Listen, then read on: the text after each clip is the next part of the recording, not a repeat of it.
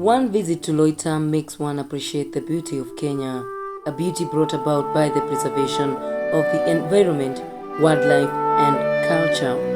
Although the roads leading to this place are rough, one has every reason to drive through to a wonderful heaven on one of the ends of Kenya. The beauty of this place is credited to a community that is dedicated to preserve the beauty of the world around them. The Loita Maasai are the people living around this area, and they have chosen not to let go of their cultural heritage as well. Every Maasai man has to undergo several rites of passage in order to be respected in this society. What's happening is a promotion ceremony from the Kishili age group being joined with Buluka to make one age group, and they're becoming the most senior elders in Loita community. This ceremony will mark the promotion of a junior elder to become a senior elder, and is now permitted to perform all the community functions, including solving conflict with other community and within the community. They are now regarded as senior elders who are responsible in handling such issues. The round they are making is now the responsibility which is being taken by women to show their unity with their husbands, and the purpose of the Heva is now to give them an opportunity to accumulate wealth. The Heva is the beginning of wealth which is given to them to take inside as now a wealth which is given to the person. Okay, how does the blessing ceremony happen from? Well, it had happened yesterday, and the people have come, those who handled the fire with this group have come yesterday and the other day, and they have been with them all this day, blessing them. It's blessed 4 times, facing the east side, which is the sunrise from east, and it is being blessed such that they'll be going all through like the sun. So that is a blessing, and it's given by the people who handle the fire for them. Which is called Iseuri. Okay. How long have they been there? They've been here for 1 year now. And what are the stages they have gone through? Why were they here for 1 year? They're what we call Ilamala, which is several stages. Other age groups come to give them gift, and those gifts are regarded as stages which the community now recognize the various stages passed by an age group. So that is one of them. Okay. Yeah. So during the last 7 days you've been having the blessing ceremony. What has been happening? Well, what has been happening is the other age group, those members of the age group who are not here, will join others, and there is a slaughtering of the bull. There is also the blessing officially, which is done by Seuri, and wearing of rikereti, which you have shown them having in the right hand. That is what has been taking place in the last 7 days.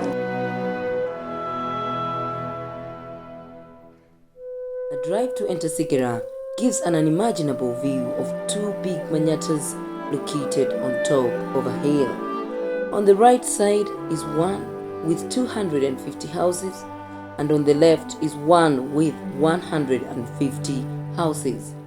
These people have been living in this place for over 1 year, and they have since then experienced high-powered delegations visit from the government and politicians. The Manyatta may look small, but it is enough to accommodate so many people. Just at the entrance is a sitting space on the left, which looks like a corridor, and on the right, there is a shelter for the goat. When further inside, there is a fire in the middle and 2 beds on the side. At 10 years of age, young men are circumcised and recognized by the community as warriors for 10 years. At this stage, they are expected to act as the protection of the community. When 20, the young men go through another initiation ceremony known as the last shave, whereby they are given the right to marry and have their own families. They then become junior elders for 10 years or more.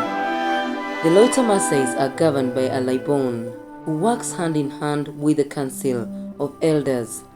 The Council of Elders selects potential future leaders from the community after every 10 years. The selection is done on basis of wealth, wives, and social status in the community. The potential leaders are then gathered in a Manyatta where they are trained for more than 3 years. The function is about the graduation ceremony of junior elders to senior elders. It comprises of two age groups, the left and the right. The right are the elder, and then the left are the junior. So now they are going to form one age set, of which from right now they will take up leadership.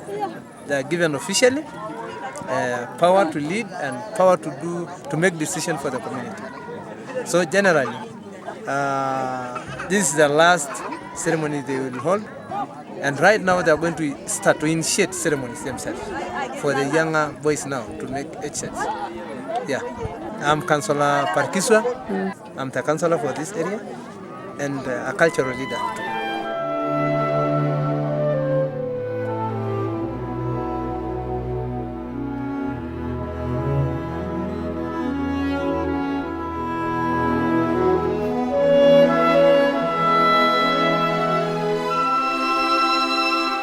Kama Rainbag angekuja leo, it was discovered. Kwa sababu ukijaribu kuangalia mambo ya communication inaishia mahali sijui wapi. Several kilometers from it reaches to our borders and then it ends. So tunasema karibuni na pia tunasema poleni kwa safari ndefu. Secondly, this is a great honor kwa embassy kutupatia such a big team like this, kutumia rasilimali ya embassy kama magari na vitu kama hizo. We feel honored. Na tunasema ya kwamba mrudishe, mwambie ujumbe wetu ni kwamba tumefurahia and we are ready to work with him, and pia we really support what he's doing, especially to correct ama kurekebisha the kind of governance we have in Kenya, na pia kuleta mwangaza Kenya, kwa sababu most of the time anaongea ukweli na anaongea mambo sawazi. So tukiwa hapa tumesema tumefurahia sana na tunasema mrudi salama, mpeleke salamu zetu kwa embassy na tutakuwa na nyinyi within no time, tutawafikia.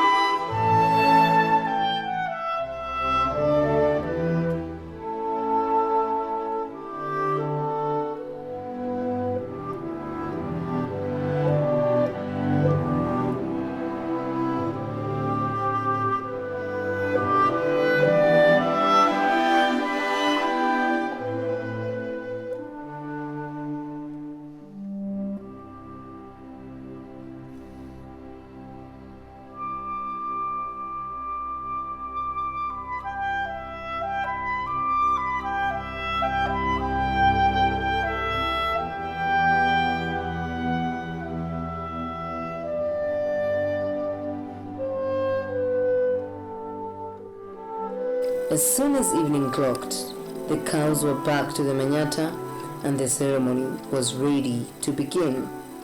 The representative from the embassy then read out the speech to the elders, and then the women started taking the oath. They were all carrying branches from one tree known as Osekie, which means they swear to support their husbands throughout the course of their leadership. If a man has more than one wife, then all the wives would take the oath by sharing in carrying one branch of the tree.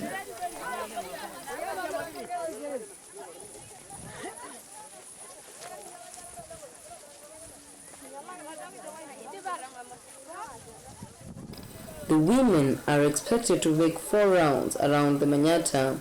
The younger age group were going round the small Manyatta, while the old were going around the big Manyatta. As they did this, thousands of spectators stood on their way to cheer them. After finishing, they used the branch of the tree to make a fence between the house and the outside environment, and then each of them tied a calf to the branch to indicate the blessing of wealth to the families. As we left, the only remaining thing to be done was to burn down the Manyatta and dismiss everybody to their respective homes. until the ceremony takes place again 10 years from now in the year 2020. We were given goodbye in style with traditional Maasai songs and dance.